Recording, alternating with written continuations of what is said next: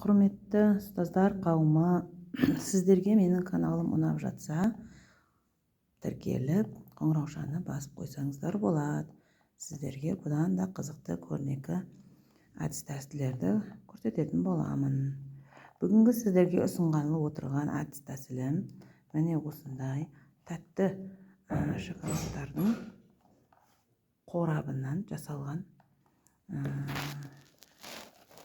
Мінекей қораптың сыртына өзіңіздің тәсіліңізді жазып қойсаңыз болады. Мен мақал сөздің мәйегі деп атадым.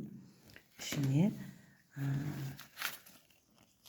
мынандай түрлі 100-ге дейінгі сандарды да жазсаңыздар болады.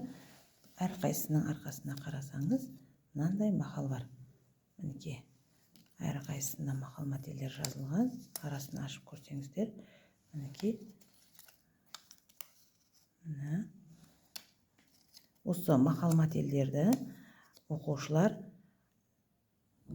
ишарамен түсіндіреді. Не болмаса, ребус құрастыруына болады.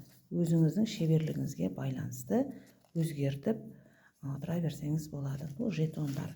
Ал енді сыныбаралық жарысты жарыстыра отырып, осындай әртүрлі өзіңіздің шеберлігіңізге байланысты әртүрлі етіп құрастырып алуыңызға әбден болады.